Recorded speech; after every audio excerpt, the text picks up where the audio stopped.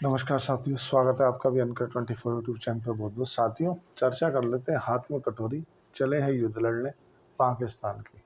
हाथ में एक हाथ में कटोरा है। IMF इंटरनेशनल मॉनेटरी फंड से एक तरफ तो बेल आउट पैकेज की मांग कर रहे हैं कि देश चलाने के लिए पैसा नहीं है। आपको जानकर आश्चर्य होगा कि पाकिस्तान के पास में जितना भी GDP का कलेक्शन है ना, जो भी पाकिस्तान कमाता है ना, अगर ये 100 रुपये कमा रहा है तो 110 रुपये का इसका खर्चा है। उसके बाद में भी अपनी आदतों से बाज नहीं आ रहा। और कल के जो ड्रोन अटैक हुए उनके पीछे क्या वजह थी? क्या देश के अंदर आपातकाल लग सकता है? आपातकाल किस अधिकार क्षेत्र से लगता है, या ऐसी सिचुएशन क्यों बनती नजर आ रही है? क्या देश युद्ध में है या अभी केवल ऑपरेशन है? विस्तार से चर्चा कर लेते हैं। बात कर लेते हैं बाजार की। बाजार 300 पॉइंट नीचे खुला, उसके बाद में बाजार के अंदर रिकवरी देखने के लिए मिली। कारण क्या रहा? कारण सीधा सा था कि कहीं ना कहीं जो तुम्हारा मिड कैप स्मॉल कैप जो स्टॉक है ना, उनके अंदर तुम्हें शार्प रिकवरी देखने की मिली। जब वो खुले तो बहुत नीचे थे। 400 पॉइंट निफ्टी खुल के बंद हुआ था, और यो मतलब 23,700 800 के आसपास खुला। और 200-300 पॉइंट की ऐसी शार्प रिकवरी देखने के लिए भी, अगर तुम बात करें सेंसेक्स की, बैंक निफ्टी की और निफ्टी की, तीनों में बढ़िया रिकवरी देखने के लिए मिली। थोड़ा सा सेंटिमेंट के लिए डरा हुआ बाजार था और कुछ नहीं था। SIP के आंकड़े भी आज बढ़िया आए हैं। मतलब 26,000 करोड़ के SIP के आंकड़े आए हैं। जो तो इसका मतलब सीधा है कि जो डोमेस्टिक आदमी है, आप हम जो जैसे 500-500 हज़ार रुपये लगाते हैं, उन्हें कहीं ना कहीं बाजारों के अंदर मूवमेंट दिख रहा है। FII DII लगातार माल खरीद रहे हैं। उस विषय को चर्चा कर लेते हैं। अब बात कर लेते हैं थोड़ा सा जो अभी ऑपरेशन सिंदूर है। ऑपरेशन सिंदूर है क्या? जो अभी फेक न्यूज़ चल रही हैं, आप मैंने पहले भी बोला था कि किसी भी फेक न्यूज़ को आप प्रमाणित ना करें या किसी को भी फॉरवर्ड ना करें। जब तक आप उसकी पुष्टि ना कर लें कि ये काहे की न्यूज़ है, तब तक उसे आप फॉरवर्ड ना करें। जैसे कि अभी देखने के लिए मिला है, खुद मिनिस्ट्री ऑफ डिफेंस को एक लेटर जारी करना पड़ा है कि भाई साहब, आप जो हमारी प्राइवेट जो सीक्रेट कोई भी हम अगर ऑपरेशन कर रहे हैं, तो उसको आप पूरी जनता में आप एक तरह से मतलब ओपन कर रहे हो। तो ये पठानकोट से फाइटर जेट उड़ चुका है, क्या है ये? अब मतलब आप दूसरे व्यक्ति को अलर्ट कर रहे हो। तो इसीलिए मैं आपसे पहले भी बोला था कि जब तक कोई सरकारी ट्विटर हैंडल हो, चाहे दूरदर्शन हो, DD न्यूज़ हो, ऑल इंडिया रेडियो हो, जो ऐसे सरकार के सूचना तंत्र हैं, जब तक इनसे आपको कोई न्यूज़ नहीं मिले, तब तक किसी भी न्यूज़ पे अंधा भरोसा ना कर लें। देखो, तनाव है, इसमें कोई दो मत नहीं है। और जो भारत के ऊपर कल लगभग 400 से 350 से 400 जो तुर्की में जो ड्रोन छोड़े गए थे, उनको छोड़ने के पीछे उनकी मंशा यही थी कि हमारा जो एयर डिफेंस सिस्टम है वो कितना एक्टिवेट है, वो ये जानना चाह रहे थे, ताकि हल्के हल्के पहले डिफेंस छोड़ दिया जाए। और भारत ने उनके ऊपर अगर कोई बड़े मिसाइल से हमला क्यों नहीं किया? तो जैसे कि हमारी पहली नीति रही है कि भारत कभी भी निहत्तों पर वार नहीं करता। इधर तो उन्होंने हमें तुर्की भेजे, तुर्की वाले ड्रोन हमला कर दिया भारत पर, और दूसरी तरफ उन्होंने अपनी जो एक विमान था, जो सिविलियंस का विमान था, एक एयरपोर्ट से दूसरे एयरपोर्ट के लिए, वो छोड़ दिया। ऐसा मैं जो जो भी बात आपसे बता रहा हूँ, ये बाकायदा प्रेस कॉन्फ्रेंस में डिफेंस मिनिस्ट्री के द्वारा जो भी उन्होंने इस चीज़ को बताया है। अब अगर बात करें, थोड़ा हंसने मजाक की बात करनी बहुत ज़रूरी है। देखो, मैं एक विषय करूँगा, पहले ये समझ लो, आपातकाल पे मैं चर्चा करूँगा, वो एक अलग विषय है। जो तुम्हारा पाकिस्तान के जो रक्षा मंत्री हैं, उनसे ये पूछा गया कि जब भारत के ड्रोन 7 तारीख को पाकिस्तान में एंटर हुए, तो उन ड्रोनों को आपने क्यों नहीं रोका? आप क्यों नहीं रोक पाए? तो उनका जो जवाब था ना, वो बेहद चौंकाने वाला था और बेहद हास्यवृत्त था। मतलब देख कर हंसी आएगी। उन्होंने कहा, अगर हम इनके ड्रोनों को रोक देते ना, तो इनके ड्रोनों को ये पता चल जाता कि हमारे एयर डिफेंस सिस्टम कहाँ लगे हैं। अरे निपट मूर्खो, ड्रोन सिस्टम जब तुम कोई भी अपने घर के अंदर रक्षा कवच एक्टिवेट करते हो, इसलिए तो करते हो कि दूसरा व्यक्ति, जो दूसरा देश हम पे अटैक करे, तो उनके अटैक को हम रोक सकें। तुम बोल रहे हो कि भारत ने अटैक किया तो हमने इसलिए नहीं रोके। अगर हम रोक लेते तो भारत को पता चल जाता कि हमारे जो एयर डिफेंस है वो कहाँ एक्टिवेट है। अब दूसरी बात, और एक बात इन्होंने सही भी किया कि भारत ने जो उनके पास में हारून ड्रोन छोड़े थे ना, हारून ड्रोन क्या है कि जो ड्रोन है ना, वो उसकी ऐसी टेक्नोलॉजी है कि ये जो रडार से वेव आती है ना, जो एक्टिवेट करती है, उसे बताती है कि ये कहाँ से आया है, कौन सा ड्रोन है, क्या है। तो उस ड्रोन की जो वेव है ना उसको सोख लेता है, और ये अपने आप में 23-24 किलो असलहा लेकर उड़ता है। और ये इजराइल से मिले हुए हारून ड्रोन है। इनका ये आत्मघाती ड्रोन के नाम से जाने जाते हैं। इनका काम ही यही, जाके खुद से फट जाते हैं। मतलब अगर ये एक्टिवेट भी कर देते, एक्टिवेट नहीं भी करा वो तो खैर इनका झूठ छुपाने का एक मौका है कि यार वो तो हमने जानबूझ के एक्टिवेट नहीं करा। बाकी जहाँ से वेव आती है ना, तो जब तक किसी भी टेक्नोलॉजी में आप देखोगे, भाई हमें रडार से या किससे कैसे पता चलता है, जब हमने मतलब उसमें कोई वेव जाती है तो वो टकरा के वापस आती है तो हमें पता चलता है कि वहाँ कोई ना कोई ऑब्जेक्ट है। लेकिन अगर वो वेव गई और टकरा के वापस नहीं आई तो पता ही नहीं चलेगा। लेकिन इसके अंदर ऐसी टेक्नोलॉजी लगी है कि वो ढूंढता ढूंढता वहीं पहुंच जाता है जहाँ पे वो जहाँ से वो वेव आ रही है, मतलब जहाँ इनका एयर डिफेंस सिस्टम लगा है, और वहीं जाके खुद से फट जाता है, बोले आ गए हम तो। इसलिए इनका डर भी थोड़ा लाजमी है। दूसरा, किसी भी सूचना पे आप अंधा भरोसा ना कर ले। अभी केवल ये ऑपरेशन सिंदूर चल रहा है, ऑपरेशन सिंदूर एंड इसका कंटिन्यू, इसने अभी वार का रूप नहीं लिया है। आर्टिकल अगर बात करें भारतीय संविधान 352 की, भारत का जो संविधान है 352, उस वो राष्ट्रपति को देश के अंदर आपातकाल लगाने की परमिशन देता है। अब बात करें अगर गृह मंत्री की, गृह मंत्री की तरफ से जैसे दिशा निर्देश आए हैं कि सभी जरूरी सामान सभी राज्य ले लें।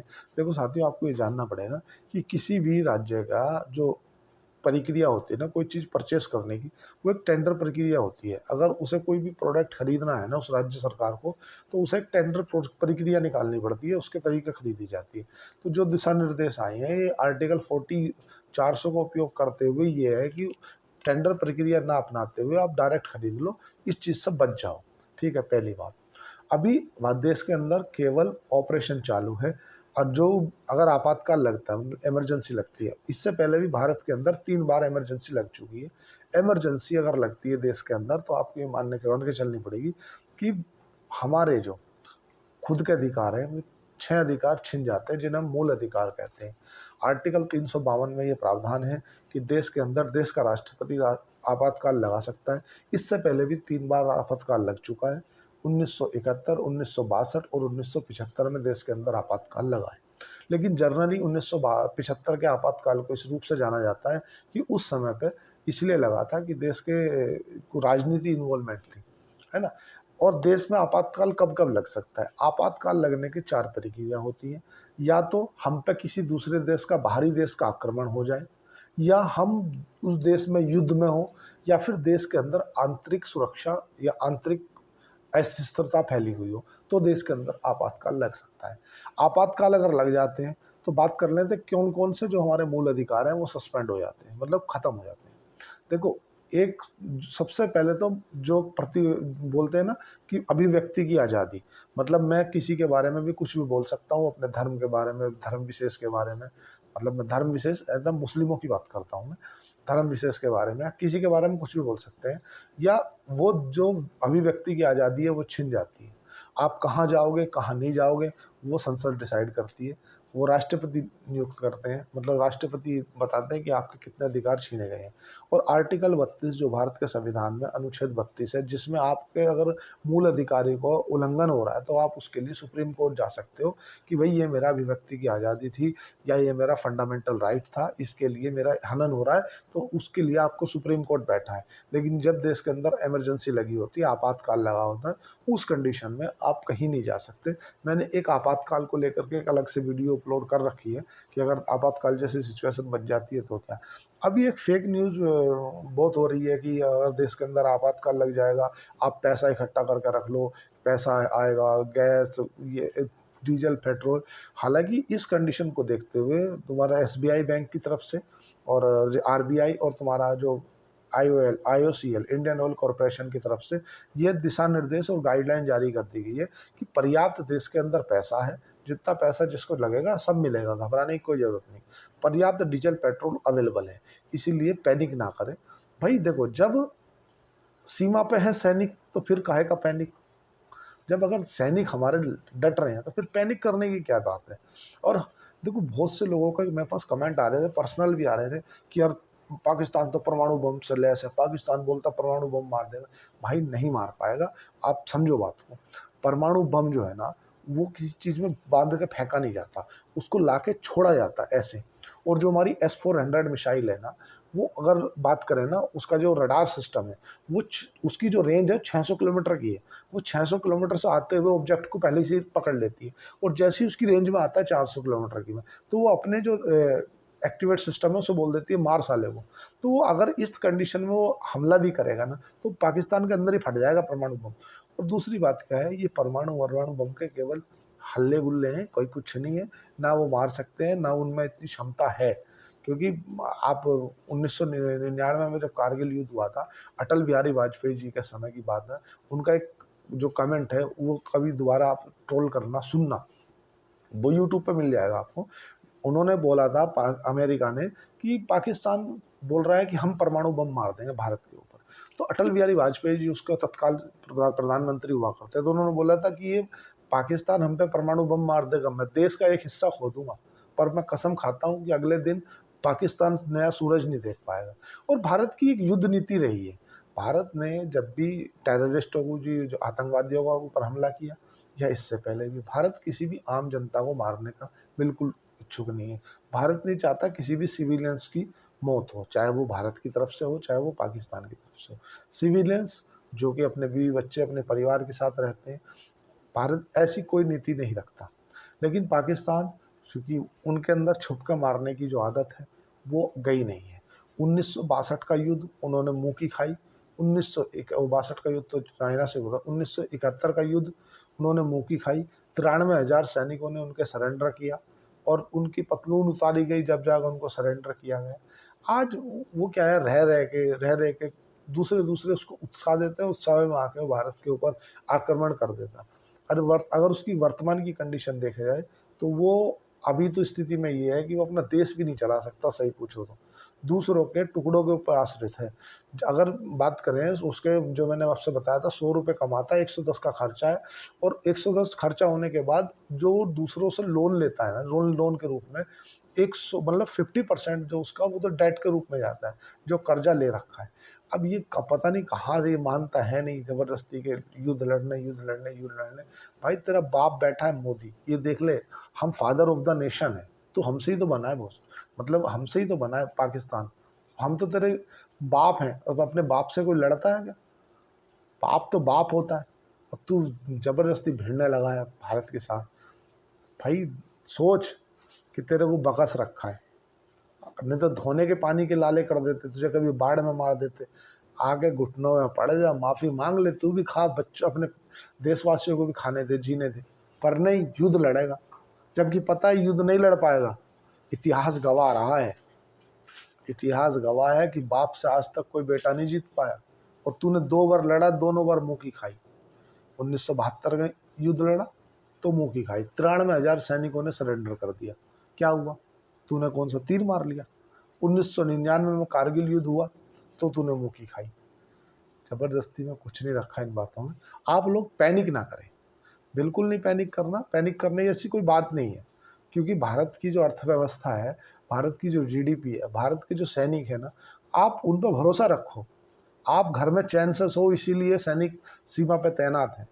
और ऐसा नहीं है कि आप भारत की सेना, आप उनके सामने देखो, क्या है ना कि अभी जो ना एक तरह से डायरिया सा हो गया, सबको एक बीमारी सी हो गई है, ट्विटर की, व्हाट्सअप की, फेसबुक की, मतलब जरा सी भी किसी भी न्यूज को देखा और वो इधर उधर फॉरवर्ड कर दी बिना किसी पुष्टि करे। आप उसकी सत्यता प्रमाणित कर लो कि वो सत्यता है या नहीं है। जब तक कोई जो सरकार का हैंडल है, जब तक वहां से कोई वो नहीं आया तब तक कुछ मत करो। पाकिस्तान अभी आईएमएफ का, हालांकि भारत सरकार ने बोला है, विदेश मंत्री ने, कि इनका जो दिया जाने वाला बेल आउट पैकेज है, जो इनको दिया जाने वाला लोन है, वो ख़त्म करो। वो खुद ही घुटनों पे आ जाएगा। हाँ, इतना ज़रूर है कि अगर इसमें फिर से रिलेटेड होता है कुछ, उधर से कुछ जवाबी हमले होते हैं, तो ये थोड़ा सा लंबा चल सकता है, 10-15 दिन 20 दिन तक इसका युद्ध को चल सकता है, इसमें कोई दो मत नहीं। ये युद्ध नहीं कह रहा मैं अभी से, युद्ध नहीं है ये अभी अल्टीमेटली भारत की तरफ से ऑपरेशन सिंदूर है। जब तक इसकी पुष्टि राष्ट्रपति के द्वारा नहीं की जा सकती कि भाइयों और बहनों, या प्रधानमंत्री के द्वारा नहीं की जा सकती कि भारत एक युद्ध में प्रवेश किया जा चुका है और अब देश के अंदर आपातकाल लगाने की सिचुएशन आ गई है, जब तक आप इसको युद्ध ना बोलो, ये केवल ऑपरेशन सिंदूर है। और जाहिर सी बात है भारत ने उसको इतने मारे हैं तो भाई वो उधर से हम जवाबी कार्रवाई तो करेगा, इतना तो हमें भी मान के चलनी पड़ेगी।